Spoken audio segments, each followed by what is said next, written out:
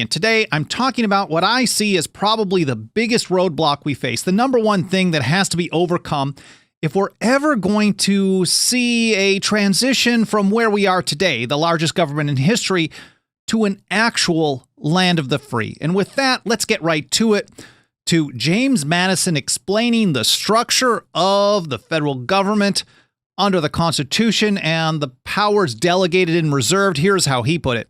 The powers delegated to the federal government are few and defined, and largest government in history is so far from few and defined, it's almost absurd. They treat it as anything and everything. Madison continued, those which are to remain in the state governments are numerous and indefinite. The former, those are the federal powers, will be exercised principally on external objects as war, peace, negotiation, and foreign commerce, with which last the power of taxation will for the most part be connected. And there's more. He said the powers reserved to the several states will extend to all the objects which, well, quick aside, the federal government deals with today, but all the objects which, in the ordinary course of affairs, concern the lives, liberties, and properties of the people, and the internal order, improvement, and prosperity of the state, and it can be different from state to state to state. It's not a one-size-fits-all approach, because consolidation, one-size-fits-all, is really the footstool. Well, it is the definition of tyranny, because you're never going to get things right. Here's Alexander Hamilton, of all people, in the New York Ratifying Convention, who had a very similar take. He put it this way: whatever is not expressly given to the federal head is reserved to the members. And Thomas Jefferson felt that this principle was so important that he felt that it was, he called it the foundation of the Constitution. This is 10 months to the day, February 15, 1791, before the Bill of Rights were ratified. And here's how Jefferson put it in his opinion against the constitutionality of, well, Alexander Hamilton's National Bank. He said, I consider the foundation of the Constitution as laid on this ground, that all powers not delegated to the United States by the Constitution nor prohibited by it to the states are reserved to the states or to the people. Now, this should be obvious, and I know I already hinted at this, but the government of very limited delegated powers that James Madison described, that even Hamilton described before ratification, before he flip-flopped, that Jefferson described as the foundation of the Constitution, has absolutely nothing to do with what we have today, the largest and most powerful government in the history of the world. Here's how Mike Maharrey put it in a blog post a few years ago that I like to cite from time to time. He said, one metric we could use to compare the relative size of governments is expenditures. I mean, it's not the only one. He said, based on IMF data, the U.S. government spent $7.66 trillion in 2019. That's in 2019 before it got even it was crazy then. But can you imagine thinking that that kind of spending, man, I wish we could go back to that small government kind of approach.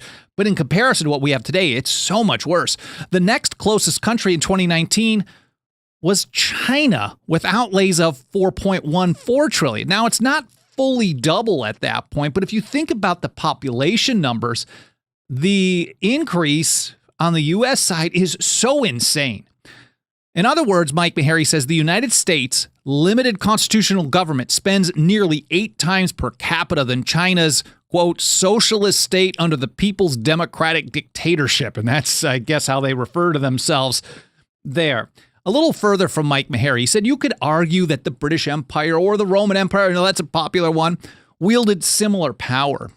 But neither of those mega governments had, well, nuclear weapons and the ability to literally destroy the world. The power of the United States government is arguably unmatched in human history. And I agree with him on this. And I know some people don't like hearing this, but really, we aren't the land of the free. And even if you could say that one of these other empires in history was more powerful relative to the other states around the world, if you're having to quibble over, well, maybe we're number 2 worst in history, that's not a good situation either. So whatever you want to call it, it's horrible. And Mike puts it this way. So when I talk about facing off against the biggest, most powerful government in the history of the world, I mean it literally. On a macro level, the federal government bullies the world into doing its will. And on a micro level, it interjects itself into virtually every corner of our life. And in many situations, every corner of people's lives in other countries, too. It dictates what kind of plants we can grow in our backyard and how much water we can have in our toilets. Yes, it's true. But things did not get this way overnight. And Jefferson, in that same opinion against Hamilton's National Bank, put it this way: to take a single step beyond the boundaries thus specially drawn around the powers of Congress is to take possession of a boundless field of power no longer susceptible of any definition. And I've done a couple of episodes discussing this. Like, how did we get so bad? How did things get to where they are today? And I often go back to 1791 and point out, well, if suddenly the word necessary no longer meant necessary, and it really meant convenient for the exercise of powers that government wanted to exercise, which was one of Hamilton's arguments in support of the National Bank, and then you just let them get away with that, well, certainly this is going to be the foundation for more and more and more. The founders, Jefferson, old revolutionaries, and others, they recognize that the problem is the precedent. Allowing them to even take a single step, as Jefferson put it, one step beyond the limits of the Constitution means, well, if that's okay, then future people are going to take another step and another step and another step. And it may not be quick, but it will get to, well, the largest government in history eventually. And John Dickinson addressed this issue of precedent a number of times when he was known as the penman of the American Revolution. Here's one that I really haven't cited. I don't know if I've cited it on this show, but from Letters from a Farmer in Pennsylvania, letter number 7, which I don't think I've cited, 1767. He's talking about the Townshend Acts, and he's responding to an argument that some people say, well, the tax on this one isn't so bad. It's not as bad as the problem we faced under the Stamp Act, which some people were saying at that point was also not so bad. But this one was even less not so bad. And here's how Dickinson put it. In fact, the smaller the infraction on people's liberties, the smaller the step beyond the Constitution, for Dickinson is actually the more dangerous, because it's what opens the door for more constitutional violations. Of course, constitutionally at that point, we're talking about the unwritten British Constitution, but the principle remains the same. He said, some persons may think this act of no consequence because the duties are so small. A fatal error. That is the very circumstance most alarming to me. So John Dickinson, the most widely read author of American Liberty up until publication of Thomas Paine's Common Sense in 1776, here he is. The expression of the American mind is how Thomas Jefferson described putting together the Declaration of Independence. This was certainly part of that American mind. The notion that the most dangerous, the most alarming thing is a tiny step beyond the limits of power that government is authorized to have. And here's why. Dickinson said, "For I am convinced that the authors of this law would never have obtained an act to raise so trifling a sum as it must do, had they not intended by it to establish a precedent for future use." And I'm doing my best to highlight where Dickinson emphasized these words, using it for precedent. He said, "To console ourselves with the smallness of the duties is to walk deliberately into the snare that is set for us, praising the neatness of the workmanship." Hey, great job putting together this trap to destroy our liberty is really what he's getting at. James Otis Jr. noted in 1767, writing as Freeborn American, which I'm going to cite Otis a bunch going through the rest of this episode here. He pointed out that a free government, now that might be a bit of an oxymoron, but let's go with it.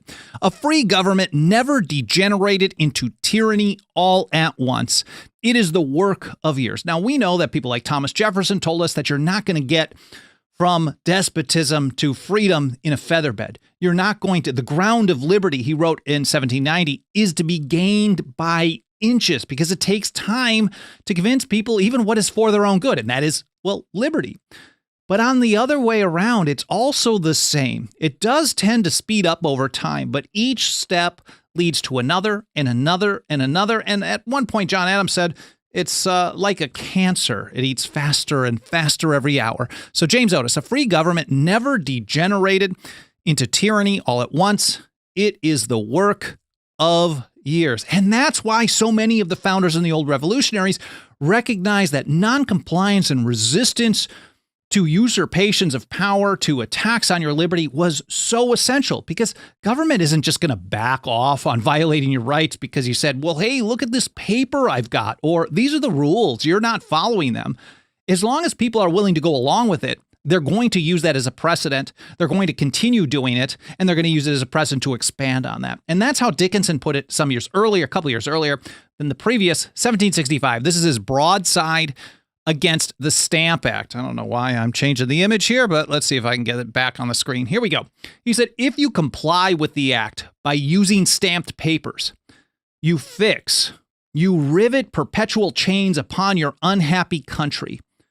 You unnecessarily, voluntarily establish the detestable precedent to John Dickinson by complying with an act that violates the rules that government has been given, violates your rights, violates your liberty, violates the Constitution. By complying with it, you are voluntarily establishing the precedent for government to do even more. He said, you voluntarily establish the detestable precedent which those who have forged your fetters ardently wish for, to varnish the future exercise of this new claimed authority. Very similar, a little more powerful, maybe very similar approach to what he took in 1767 as well. Again, the precedent is the issue. And he continued, he said, the Stamp Act, therefore, is to be regarded as an experiment of your disposition. And for John Dickinson, violations of your rights, an exercise of power not authorized to government, is an experiment of your disposition. He continued by saying, if you quietly bend your necks to that yoke, you prove yourselves ready to receive any bondage to which your lords and masters shall please to subject you. And we see this all around us all the time today. And that's why James Otis Jr., again, in that same essay, writing as Freeborn American, April 27, 1767, I should point out that all the original source links that I'm citing in this episode will be included in a blog post. Alan Mosley is just awesome for organizing the blog post, setting up all the links and things like that. We publish those a couple hours after the live stream is done over at 10thamendmentcenter.com/path to liberty. You're going to find, if you scroll down a little bit on the individual blog post for this episode, you'll see a show links section. And that way you can be like, Bolden, where is that essay from James Otis Jr.? I was never taught about this. I never heard any of these things in government-run schools. I didn't either. I had to find it on my own. But hopefully me finding it and pointing it out to you will encourage you to read it and share it as well, too, because it's got a lot of good stuff. Not all totally awesome, but a lot of juicy, good stuff. But here's how Otis put it. It is of the utmost consequence that we boldly oppose the least infraction of our charter and rights. Again, the smallest infraction of our rights, the smallest infraction of the charter, or for us, for the Constitution, needs to be boldly opposed. Not just, well, we'll let them get away with it, and then we'll try to choose new people in the hopes that those new people will say, you know, I don't have anything more important to work on or more popular or trying to, you know, get a return ticket here to this job. I'm going to focus on this stuff that's been on the books for a few years. That's absurd. We have to boldly oppose the least infraction of our charter and rights. And he put it this way, obsta principiis. If you've been listening to this show or watching it for quite any amount of time, I have cited this Latin phrase a number of times. It basically means nip the shoots of arbitrary power in the bud. And that's how James Otis put it. Obsta principiis is a maxim never to be forgot. If we do not resist at the first attack, it may soon be too late. And that's how John Adams put it back when he was one of the good guys in 1775, the Atlas of Independence. He used that same phrase. Obsta principiis, nip the shoots of arbitrary power in the bud, is the only maxim which can ever preserve the liberties of any people. The only way that liberty is preserved is to nip the shoots of arbitrary power in the bud. Arbitrary power is power that is exercised by government with no authority. So anything outside the Constitution is not delegated power, it's arbitrary power. And arbitrary power is listed as what a lot of people call grievances. It's one of the injuries or usurpations listed in the Declaration of Independence. So they seceded from the empire partly over an exercise of arbitrary power. And John Adams put it this way: when the people give way, they're deceived. Let me try this again. Here's John Adams writing as Novanglis in February 1775. Obsta principiis, nip the shoots of arbitrary power in the bud, is the only maxim which can ever preserve the liberties of any people. It's not just a good idea, but it's the only way to preserve liberty. Why? He said, when the people give way, their deceivers, betrayers, and destroyers press upon them so fast, there is no resisting afterwards. I think I should add this as well. The nature of the encroachment upon the American Constitution is such as to grow every day more and more encroaching. Like a cancer, it eats faster and faster every hour. And I would say usurpations of power, an exercise of power not delegated, is like a deadly disease. It's a deadly disease to our liberty. And in many situations, it's a deadly disease to some people. They have definitely destroyed a lot of lives. James Iredell took a pretty similar approach, and Iredell's a very interesting figure on this because he was a leading legal mind. He was one of the first justices on the Supreme Court. He was Associate Justice nominated by George Washington. He was a leading Federalist, so he would have been more on the big government side of things. But he also understood federalism, and he also understood that the people held final authority. The people of the several states held final authority. And in the North Carolina Ratifying Convention in 1788, he described how things would be kept in check, how they needed to be kept in check. He said every individual, so this isn't just about states interposing. And even when Madison talked about states interposing in the Virginia resolutions of 1798, he clarified in his report of 1800 that he was talking about the people of the people there composing that geographical area in their highest sovereign capacity, their duty bound to interpose. But that's probably another episode. Back to Iredell. He said every individual in the United States will keep his eye watchfully over those who administer the general government, and no usurpation of power will be acquiesced in. Now, he had more faith in the people. Well, maybe he was thinking in the short run, and we did see some examples of people trying to put this into practice in the early days of the Republic. Against the whiskey tax, for example, they did not succeed, but they were very successful some years later in response to Jefferson's very disastrous embargo regime of 1807 to 1809. There was a lot of resistance. They did not acquiesce in many situations, and they were very effective in that response. So again, James Iredell, every individual in the United States will keep his eye watchfully over those who administer the general government, and no usurpation of power will be acquiesced in. The only resource against usurpation is the inherent right of the people to prevent its exercise. Again, this is not just a good idea, something to try last, maybe part of a suite of tools to use against federal power. No, it is the only resource against usurpation. He said the people will resist if the government usurp powers not delegated to it. And they did for some years, but unfortunately, that spirit of resistance has been long lost. And that brings me, well, hopefully you've been getting where I'm going with this, the number one roadblock, and that's back to James Otis Jr. He said, there is nothing, however, will in the end more surely work the destruction of liberty than a prevailing opinion that it is better tamely to submit than nobly assert and vindicate our privileges. So to James Otis Jr., the number one threat to liberty is a population that has a general view that when government violates your rights, you should submit and wait it out and try to figure it out later. And that's what people in the United States of America have been doing for generations and generations. Unfortunately, there are many millions of people who are begging for more violations of liberty. But those of us who believe in freedom have been on the sidelines for far too long. And it's my hope to even get myself more back into the field more and more as I encourage you to do the same. Because it's really like, of course, we have to be smart about strategy. This is not something you want to stick your neck out at every single turn against the largest government, largest empire in history. But if we're not thinking about resistance, non-compliance, stop thinking about, that's how, I mean, man, those words, tamely to submit. There is nothing that will destroy liberty more than a prevailing opinion that it is better tamely to submit than nobly assert and vindicate our privileges. That one deserved another take. As Thomas Jefferson put it, a free people claim their rights as derived from the laws of nature and not as a gift of their chief magistrate. I hope you enjoyed this episode. I hope it made you think. I hope you learned something. And if you support us getting this message out to more people, go on over to 10thamendmentcenter.com/members. You can join us for as little as $2 a month. Throw some of that dirty government fiat our way, and we will use it to take a stand for the Constitution and liberty, whether the government people like it or not. Thank you so much for watching the show. Hope you enjoyed it. Hope you have an awesome weekend, and I'll see you next week here on the path to liberty.